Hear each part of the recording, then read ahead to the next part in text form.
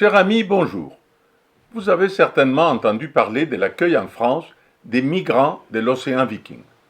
Vous savez que ce navire transportant 234 migrants en provenance d'Afrique a été refusé en Italie par le gouvernement de Giorgia Meloni, avant d'être accueilli chez nous par Emmanuel Macron. L'océan Viking a accosté à l'Arsenal de Toulon le 11 novembre 2022, jour anniversaire de l'armistice de la Première Guerre mondiale, à l'invitation du ministre de l'Intérieur, Gérald Darmanin.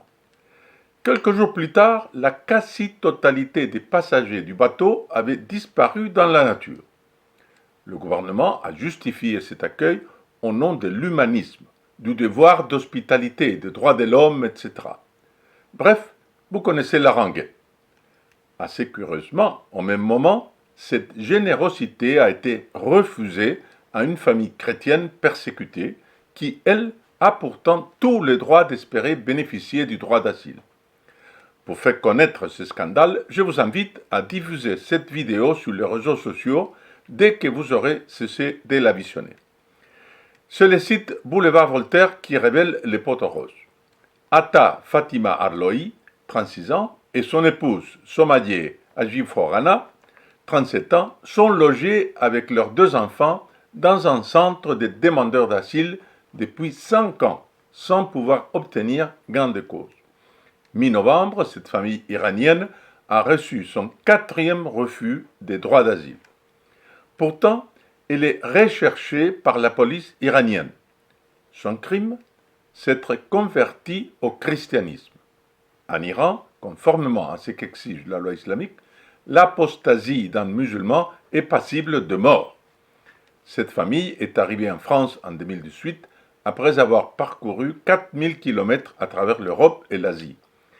Ils ont rapidement déposé une première demande d'asile auprès de l'Office français de protection des réfugiés et apatrides, mais la demande a été rejetée, car, d'après cet organisme, la conversion au christianisme n'entraîne pas une mise en danger en Iran. Une réponse aberrante pour quiconque connaît un peu la République des Mollahs. Tous les témoignages des convertis convergent. Leur choix de se faire baptiser et donc de quitter l'islam les expose à des violentes représailles, tant de la part de l'État iranien que de leur famille. En 2020, ils ont déposé une nouvelle demande, cette fois auprès de la Cour nationale du droit d'asile. Là encore, elle a été rejetée. Cette fois, la Cour a motivé son refus par des doutes quant à la sincérité de la conversion de cette famille. C'est bien la première fois que la justice française a de tels scrupules. L'avocat de la famille a protesté, bien sûr. Je cite Maître Brivet-Gallo. « Nous avons pourtant fourni les textes traduits mentionnant les lois iraniennes en matière d'apostasie. On a prouvé leur baptême, leur assiduité au culte, on a tout essayé. » Et d'ajouter, lors de l'audition, le juge a posé des questions étrangement intimes à Atta, lui demandant par exemple ce que sa conversion avait changé dans sa vie. Comment un magistrat peut-il juger d'une question aussi personnelle? Les 3e et 4e demandes ont elles aussi été rejetées. La justice considérant que les pères de famille ne témoignent pas assez de sa bonne foi. Bonne foi qui n'a jamais été demandée aux occupants de l'océan Viking.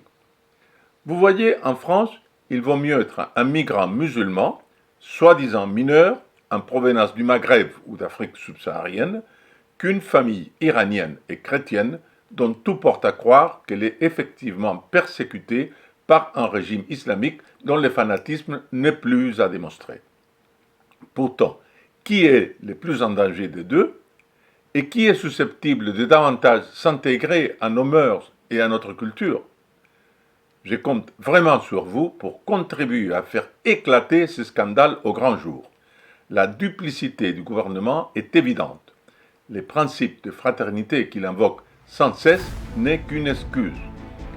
Plus les personnes seront nombreuses à être au courant du drame qui vit cette famille iranienne, plus celle-ci aura des chances d'éviter une expulsion et donc probablement la mort.